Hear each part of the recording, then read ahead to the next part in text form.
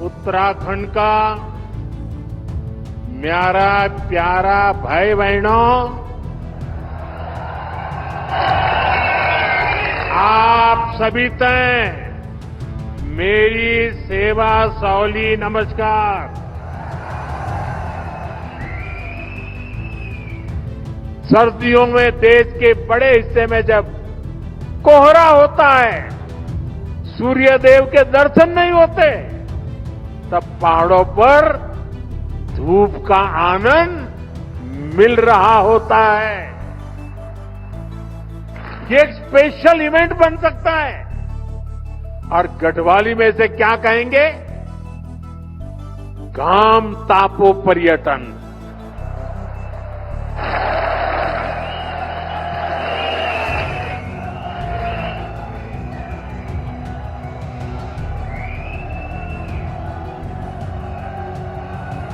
सही है ना?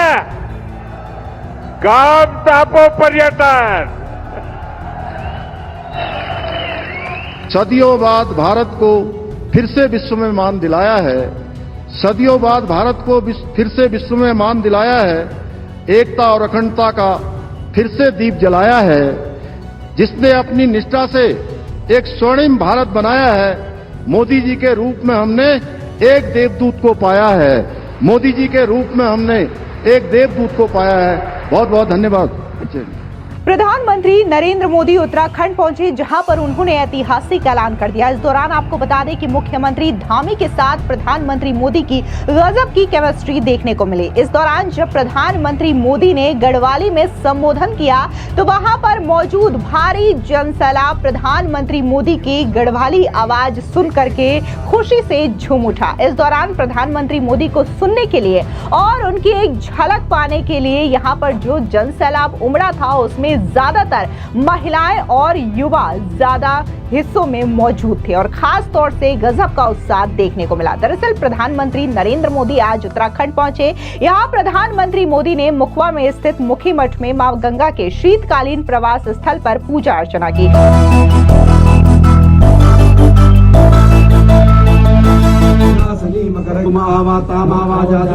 लक्ष्मी मनवगामिनी यस्याभ्रविंदेयाम गाम संपूर्गानाम आसपूर्वामृतमध्याम आस्तिनाद प्रमोदनम श्रम देवी रूपभे त्रिमाम देवी दुष्टाम काम सोस्ताम भिन्न प्रकारम माताम दुरंजम त्रिपताम सर्वेंद्रि पद्मे सिताम पद्मनाम ताम होपय्यम श्रीम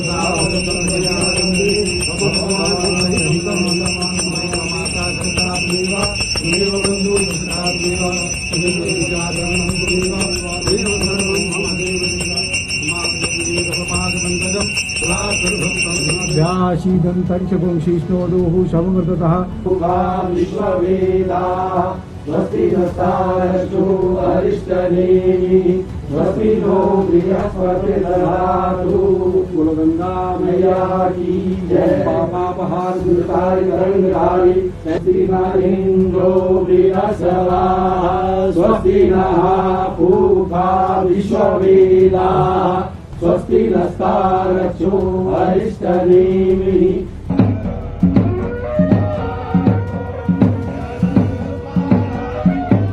इसके बाद यहां उन्होंने स्थानीय कलाकारों के साथ समय बिताया और मुखवा में पारंपरिक लोक नृत्य का आनंद भी लिया।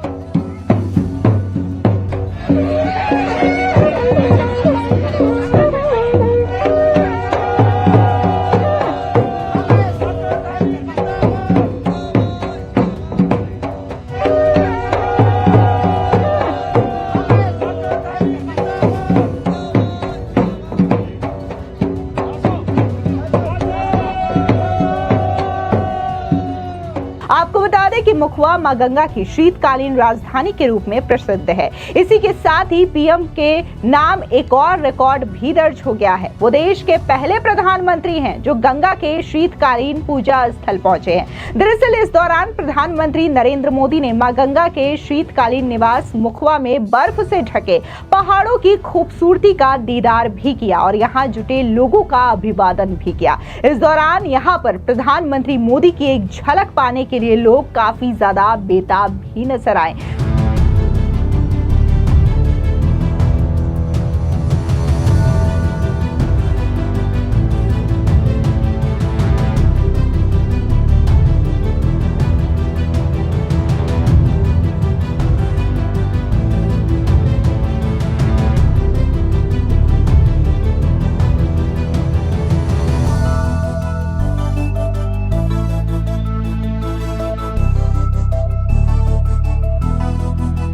साथ ही प्रधानमंत्री मोदी ने बाइक रैली को भी हरी झंडी दिखाकर रवाना किया।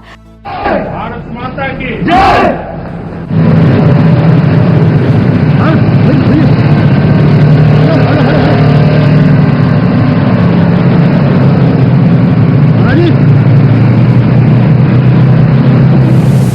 दरअसल इससे पहले देहरादून एयरपोर्ट पर मुख्यमंत्री धामी ने प्रधानमंत्री मोदी का भव्य स्वागत भी किया, जिसकी तस्वीरें खुद मुख्यमंत्री धामी की ओर से अपने सोशल मीडिया साइट एक्स पर शेयर की गई है। इसके बाद प्रधानमंत्री मोदी ने हर्षिल में एक सार्वजनिक समारोह में जन संबोधन किया। आपको बता दें कि यहाँ पर जो पूरा का पूरा मैदान था वो खचाखच लोगों से भरा हुआ नजर आया और यहाँ पर जिस तरीके की तैयारियां देखने को मिली थी तो इससे अंदाजा लगाया ही जा रहा था कि प्रधानमंत्री जब यहाँ पर आएंगे तो लोग काफी ज्यादा संख्या में आएंगे और वही चीजें देखने को मिली जब प्रधानमंत्री मोदी ने अपने अभिभाषण की शुरुआत गढ़वाली में लोगों को संबोधित करते हुए किया तो वहां पर मौजूद लोग काफी ज्यादा खुश नजर आए। इसी के दौरान जब प्रधानमंत्री मोदी ने अपना संबोधन दिया तो उन्होंने खास तौर से मां गंगा का जिक्र किया कि कैसे उन्होंने काशी से वो सांसद बने और मां गंगा का ही आशीर्वाद था, जिसके बाद मां गंगा के आशीर्वाद के रूप में ही उन्होंने उत्तराखंड की सेवा भी की है। क्या कुछ प्रधानमंत्री मोदी ने कहा, सुनिए।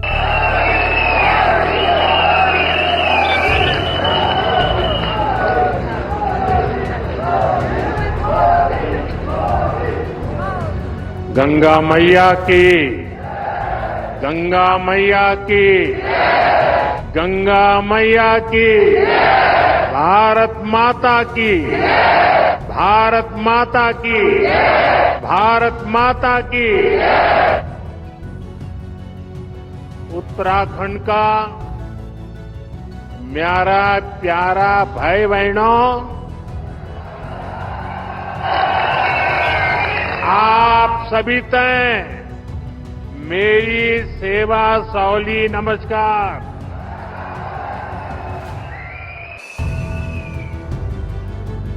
यहां के ऊर्जावान मुख्यमंत्री मेरे छोटे भाई पुष्कर सिंह धामी जी, सभी गणमान्य लोग, भाइयों और बहनों, सबसे पहले मैं माणा गांव में कुछ दिन पहले जो हादसा हुआ है उस पर अपना दुख व्यक्त करता हूं। मैं हादसे में जान गंवाने वाले साथियों के परिवारों के प्रति अपनी संवेदना प्रकट करता हूं। संकट की घड़ी में देश के लोगों ने जो एकजुटता दिखाई है उससे पीड़ित परिवारों को बहुत हौसला मिला है। साथियों, उत्तराखंड की ये भूमि, हमारी ये देवभूमि आध्यात्मिक ऊर्जा से ओतप्रोत है। 4 धाम और अनंत तीर्थों का आशीर्वाद, जीवनदायिनी मां गंगा का ये शीतकालीन गद्दी स्थल आज एक बार फिर यहां आकर आप सब अपने परिवारजनों से मिलकर मैं धन्य हो गया हूं।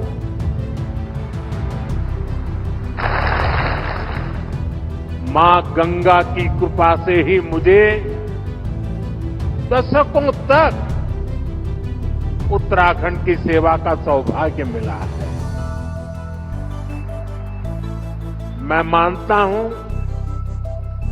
उन्हीं के आशीर्वाद से मैं काशी तक पहुंचा और अब सांसद के रूप में काशी की सेवा कर रहा हूं। और इसलिए मैंने काशी में कहा भी था, मुझे मां गंगा ने बुलाया है। और कुछ महीने पहले मुझे ये भी अनुभूति हुई कि जैसे मां गंगा ने मुझे अब गोद ले लिया है, ये मां गंगा की ही दुलार है। अपने इस बच्चे के प्रति उनका स्नेह है कि आज मैं उनके मायके मुखवा गांव आया हूं।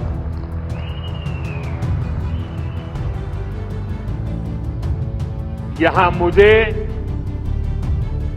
मुखी मठ मुखवा में दर्शन पूजन का भी सौभाग्य प्राप्त हुआ है।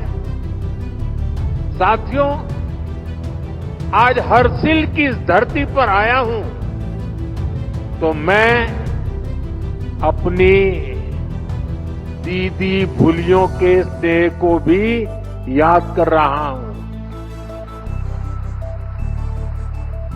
वो मुझे हर्षिल का राजमा और दूसरे लोकल प्रोडक्ट्स भेजती रहती है।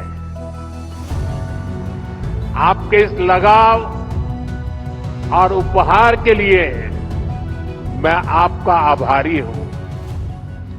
साथियों, कुछ साल पहले जब मैं बाबा केदारनाथ के दर्शन के लिए बाबा के चरणों में गया था तो बाबा के दर्शन अर्चन के बाद मेरे मुंह से अचानक कुछ भाव प्रकट हुए थे और मैं बोल पड़ा था, ये दशक उत्तराखंड का दशक होगा। वो शब्द मेरे थे, भाव मेरे थे, लेकिन उनके पीछे सामर्थ्य देने की शक्ति स्वयं बाबा केदारनाथ ने दी थी। मैं देख रहा हूं बाबा केदार के आशीर्वाद से धीरे धीरे वो शब्द, वो भाव सच्चाई में, हकीकत में बदल रहे हैं। ये दशक उत्तराखंड का बन रहा है।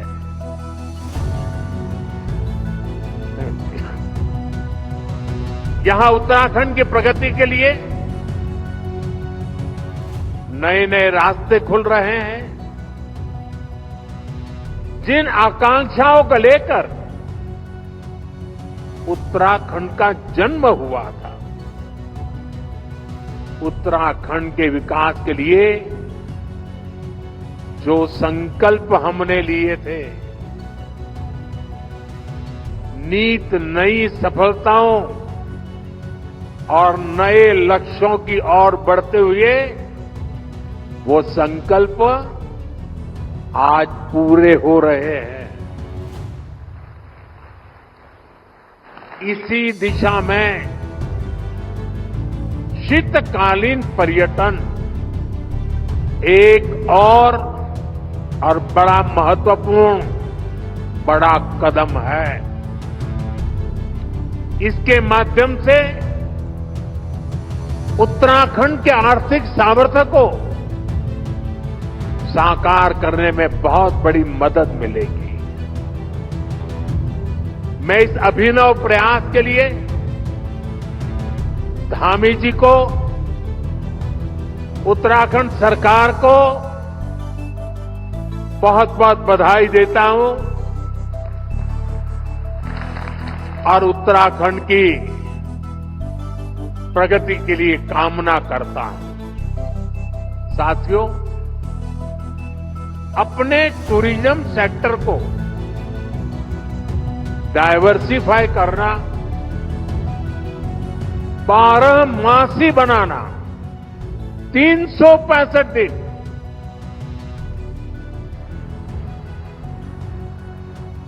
ये उत्तराखंड के लिए बहुत जरूरी है। मैं चाहता हूं कि उत्तराखंड में कोई भी सीजन हो, कोई भी सीजन ऑफ सीजन ना हो, हर सीजन में टूरिज्म ऑन रहे। अब ऑफ नहीं, ऑन का जमाना। अभी पहाड़ों पर पर्यटन सीजन के हिसाब से चलता है। आप सब जानते हैं, मार्च, अप्रैल, मई, जून के महीने में बड़ी संख्या में पर्यटक आते हैं। लेकिन इसके बाद उनकी गिनती बहुत कम हो जाती है। सर्दियों में अधिकतर होटल्स, रिसोर्ट और होम स्टे खाली पड़े रहते हैं। ये असंतुलन उत्तराखंड में साल के एक बड़े हिस्से में आर्थिक सुस्ती ला देता है। इससे पर्यावरण के लिए भी चुनौती पैदा होती है। साथियों, सच्चाई ये है कि अगर देश विदेश के लोग सर्दियों के मौसम में यहां आए तो उन्हें सच्चे अर्थ में देवभूमि की आभा का वास्तविक परिचय मिलेगा। विंटर टूरिज्म में यहां लोगों को ट्रैकिंग, स्कीइंग जैसी एक्टिविटीज का रोमांच सचमुच में रोमांचित कर देगा। धार्मिक यात्रा के लिए भी उत्तराखंड में सर्दियों का समय बेहद खास होता है। कई तीर्थ स्थलों पर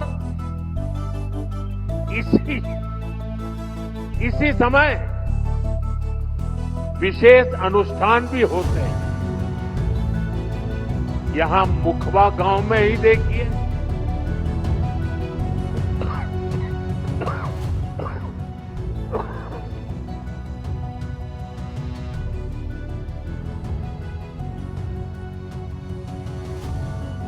यहां जो धार्मिक अनुष्ठान किया जाता है वो हमारी प्राचीन और अद्भुत परंपरा का हिस्सा है। इसलिए उत्तराखंड सरकार का 12 मासी पर्यटन का विजन, 365 दिन के पर्यटन का विजन लोगों को दिव्य अनुभूतियों से जुड़ने का अवसर देगा। इससे यहां साल भर उपलब्ध रहने वाले रोजगार के अवसर विकसित होंगे। इसका बड़ा फायदा उत्तराखंड के स्थानीय लोगों को होगा, यहां के युवाओं को होगा। साथियों, उत्तराखंड को विकसित राज्य बनाने के लिए हमारी डबल इंजन सरकार मिलकर काम कर रही है। 4 धाम ऑल वेदर रोड, आधुनिक एक्सप्रेस वे, राज्य में रेलवे, विमान और हेलीकॉप्टर सेवाओं का विस्तार 10 वर्षों में उत्तराखंड में तेजी से विकास हुआ है। अभी कल ही उत्तराखंड के लिए केंद्र सरकार ने बहुत बड़े निर्णय लिए हैं।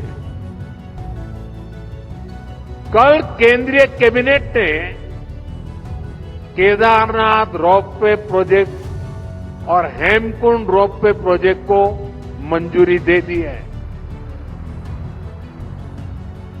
केदारनाथ रोपवे बनने के बाद जो यात्रा 8 से 9 घंटे में पूरी होती है, अब उसे लगभग 30 मिनट में पूरा किया जाएगा। इससे बुजुर्गों, बच्चों, महिलाओं के लिए केदारनाथ यात्रा और सुगम हो जाएगी। इन रोपवे प्रोजेक्ट पर हजारों करोड़ रुपए खर्च किए जाएंगे। मैं उत्तराखंड समेत पूरे देश को इन प्रोजेक्ट्स की बधाई देता। साथियों, आज पहाड़ों पर eco log huts, convention centre, helipad infrastructure पर फोकस भी किया जा रहा है। उत्तराखंड के टिम्मर सैंड महादेव, माणा गांव, जादून गांव में टूरिज्म इंफ्रास्ट्रक्चर नए सिरे से विकसित हो रहा है। और देशवासियों को पता होगा, शायद नहीं होगा, 1962 में जब चाइना ने भारत पर आक्रमण किया, तभी हमारा जादू गांव को खाली करवा दिया गया था। ये हमारे 2 गांव खाली कर दिए गए थे।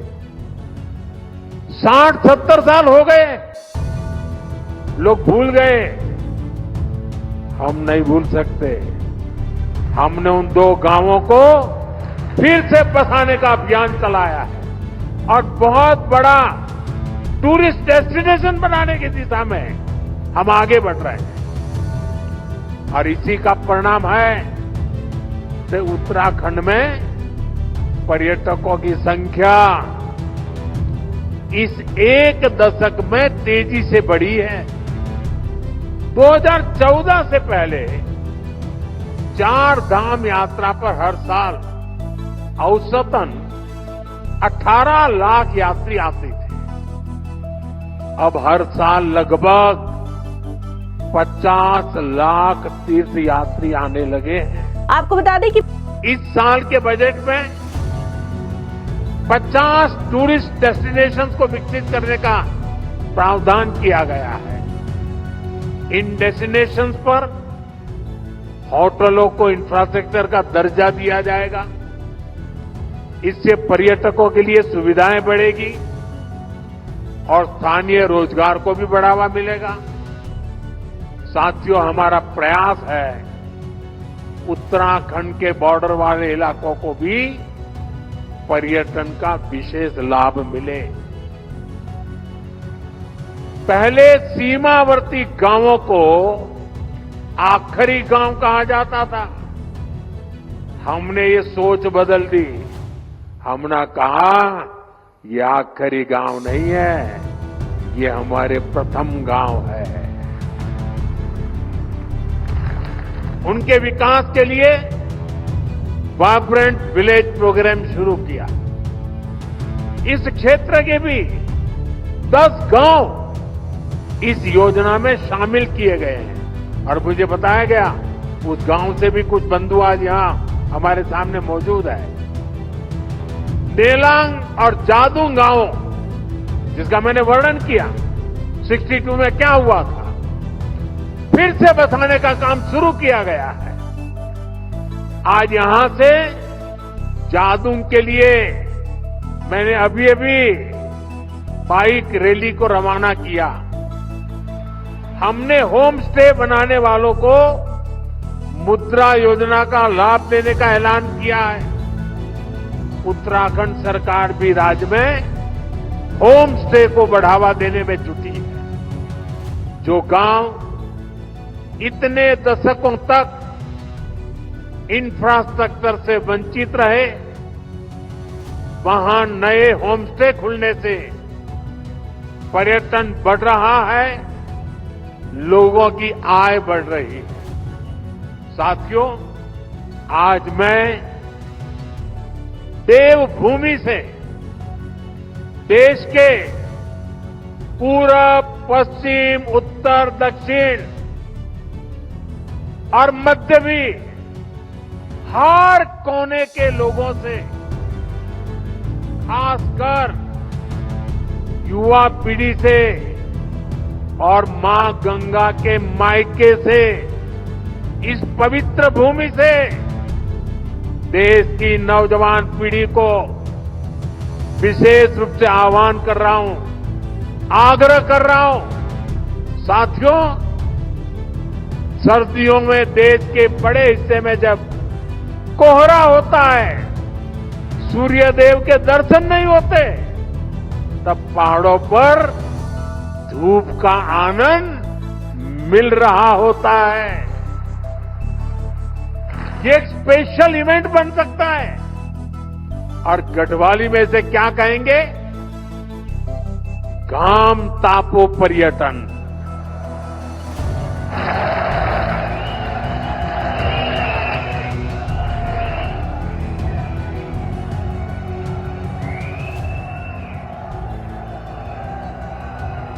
सही है ना? घाम तापो पर्यटन। इसके लिए देश के कोने कोने से लोग उत्तराखंड जरूर आए। खासकर हमारे कॉरपोरेट वर्ल्ड के साथी वे विंटर टूरिज्म का हिस्सा बने। मीटिंग्स करनी हो, कॉन्फ्रेंसेस करनी हो, एग्जीबिशंस करने हो, तो विंटर का समय और देवभूमि, इससे होनहार कोई जगह नहीं हो सकती है। मैं कॉरपोरेट वर्ल्ड के बड़े महानुभावों से भी आग्रह करूंगा, वो अपने बड़े बड़े सेमिनार के लिए उत्तराखंड आए, माइस सेक्टर को एक्सप्लोर करें। यहां आकर लोग योग और आयुर्वेद के जरिए रिचार्ज और री एनर्जाइज भी हो सकते हैं। देश की यूनिवर्सिटी, प्राइवेट स्कूल्स और कॉलेज में मैं उन सब नौजवान साथियों से भी कहूंगा कि स्टूडेंट्स के विंटर ट्रिप के लिए आप उत्तराखंड को पसंद कीजिए। साथियों, हमारे यहां हजारों करोड़ की इकोनॉमी वेडिंग इकोनॉमी है। शादियों में हजारों करोड़ रुपए का खर्च होता है। बहुत बड़ी इकोनॉमी है। आपको याद होगा, मैंने देश के लोगों से आग्रह किया था, मेड इन इंडिया, हिंदुस्तान में शादी करो। आजकल लोग दुनिया के देशों में चले जाते हैं। यहां क्या कमी है भाई? पैसे यहां खर्च करो ना। और उत्तराखंड से बढ़िया क्या हो सकता है?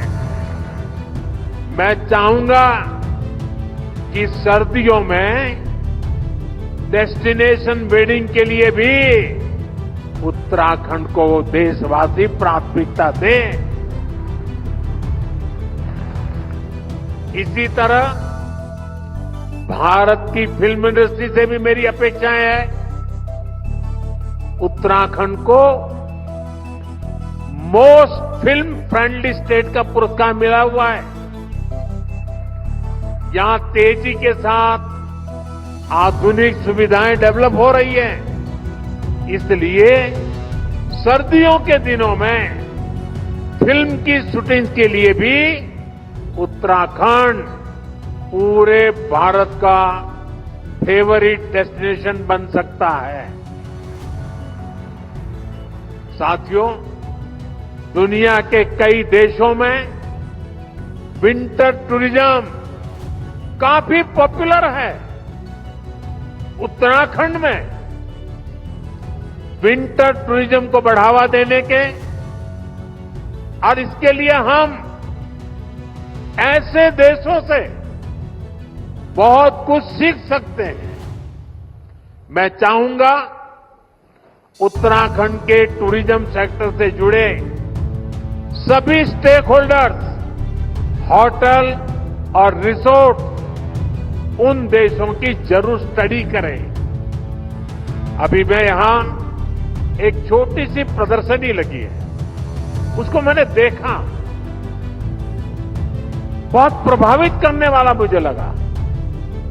जो कल्पना की गई है, जो लोकेशन तय किए गए हैं, जो आधुनिक रचनाएं खड़ी की जा रही है, एक एक लोकेशन का एक एक चित्र इतना प्रभावित करने वाला था, जैसे मन कर रहा था मेरी 50 साल पुरानी वो जिंदगी के दिन मैं फिर एक बार यहां आपके बीच आकर के बिताऊं और हर डेस्टिनेशन पे कभी जाने का मौका तलाशूं। इतने बढ़िया बन रहे।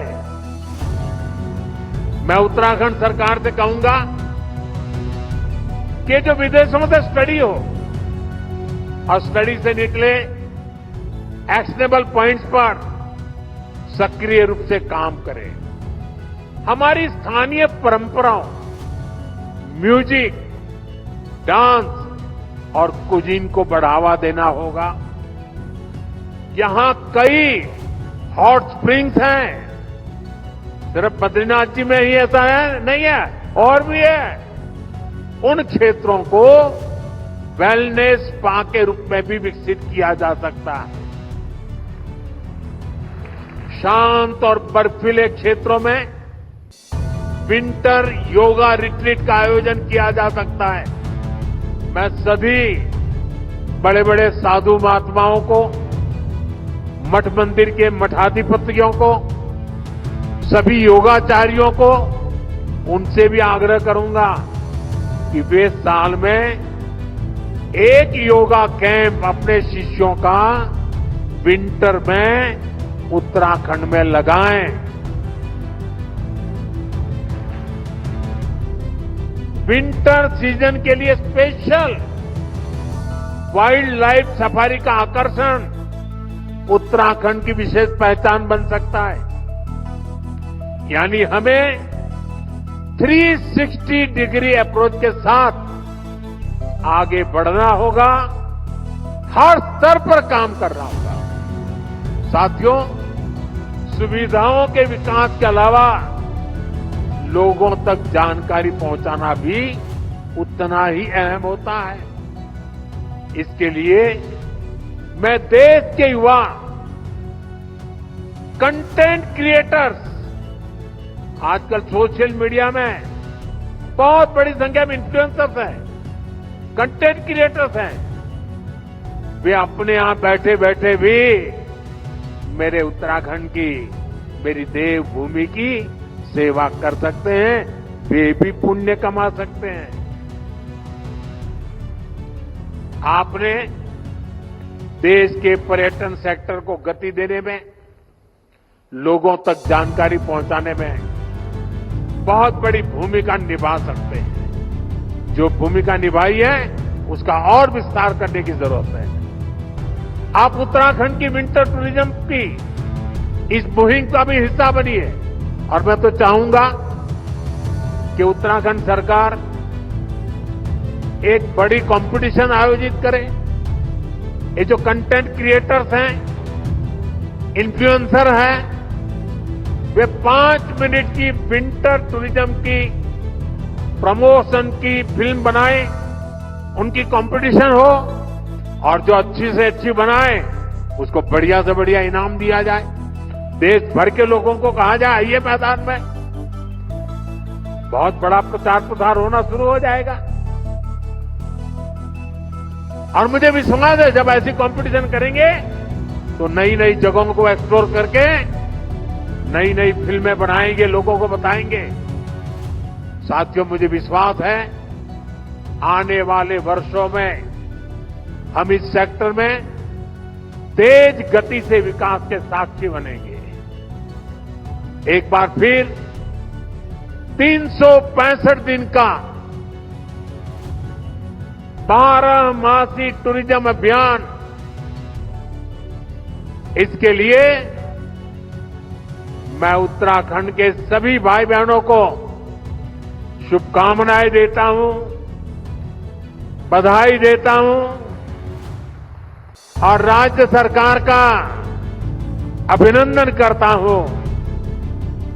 आप सब मेरे साथ बोलिए, गंगा मैया की, गंगा मैया की, गंगा मैया की। बहुत बहुत धन्यवाद।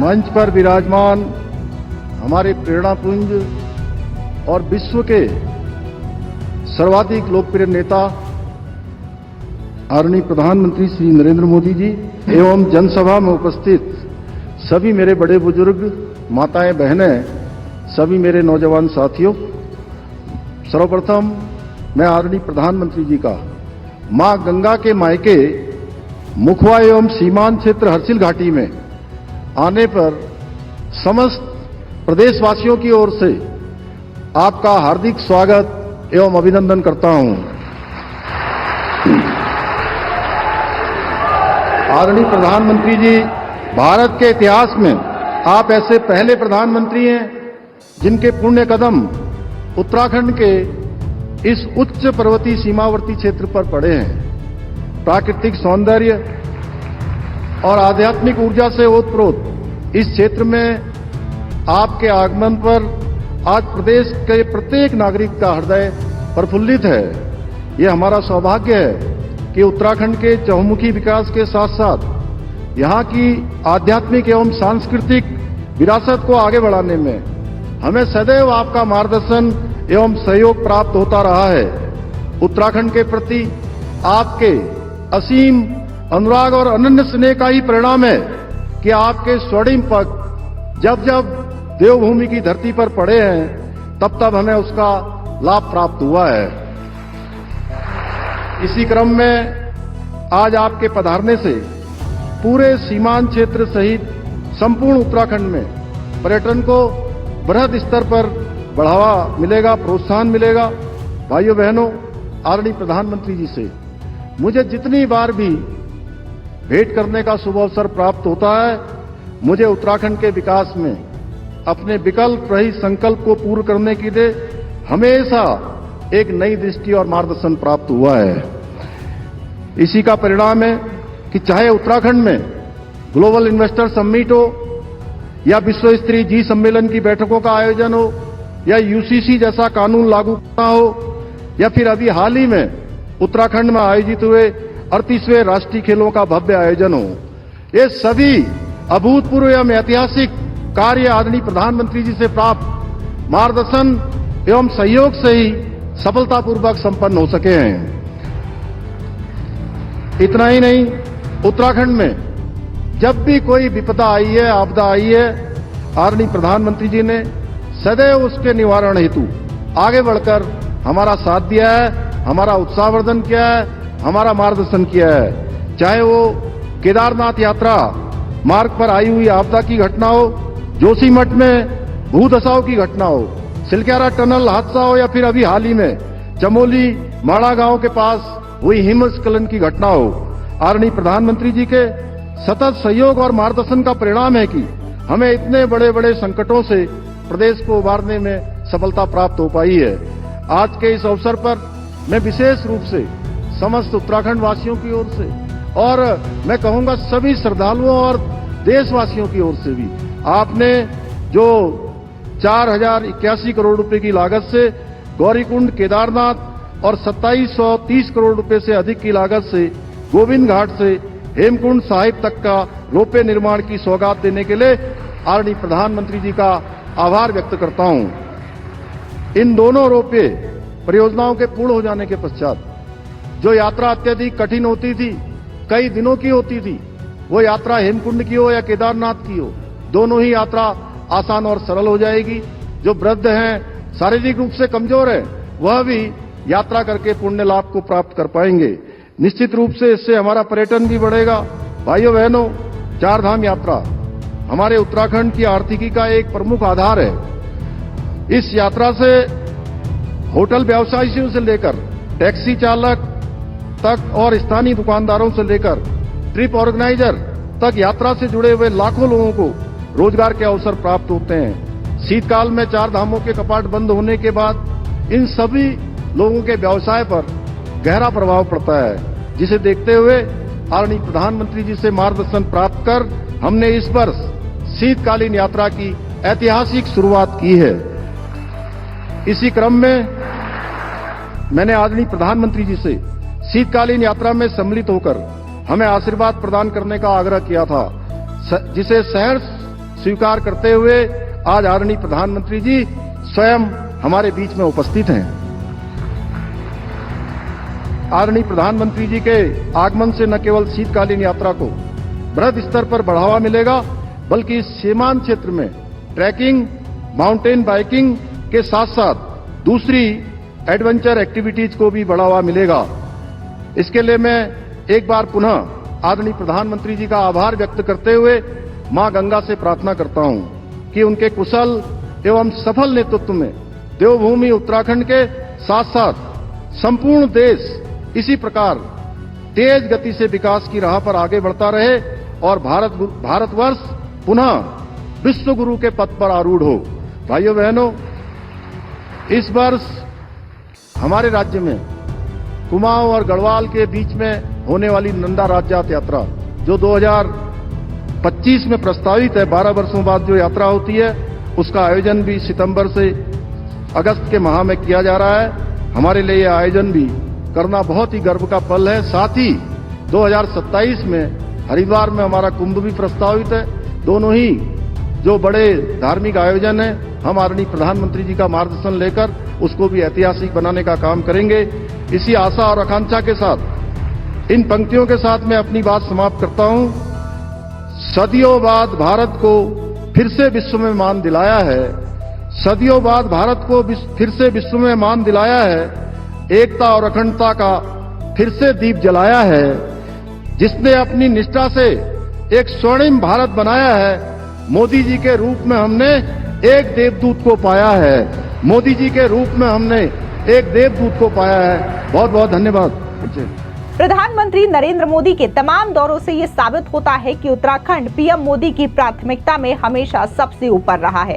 राजनीतिक जानकारों का कहना है कि यह संभव हुआ युवा और दूरदर्शी नेतृत्व के कारण, जो प्रदेश को नई दिशा के लिए प्रतिबद्ध है। बता दें कि मुख्यमंत्री पुष्कर सिंह धामी के आमंत्रण पर प्रधानमंत्री मोदी की ये यात्रा राज्य के प्रति उनके गहरे लगाव को दर्शाती है। मोदी धामी की इस मजबूत केमिस्ट्री का असर राज्य के बुनियादी ढांचे और पर्यावरण विकास में भी साफ देखा जा सकता है। आपको बता दें कि उत्तराखंड सरकार ने इस साल शीतकालीन पर्यटन कार्यक्रम शुरू किया है। हजारों श्रद्धालु पहले ही गंगोत्री, यमुनोत्री, केदारनाथ और बद्रीनाथ के शीतकालीन स्थलों की यात्रा कर चुके हैं। इस कार्यक्रम का उद्देश्य धार्मिक पर्यटन को बढ़ावा देना और स्थानीय अर्थव्यवस्था, होम स्टे सहित पर्यटन व्यवसाय को बढ़ावा देना है। आपको बता दें कि इस दौरान खास तौर से प्रधानमंत्री नरेंद्र मोदी ने यह भी जिक्र किया कि कैसे उत्तराखंड में पिछले 10 सालों में काफी ज्यादा विकास हुआ है और यहाँ पर जो पर्यटन की स्थिति है उसमें और भी ज्यादा वृद्धि हुई है।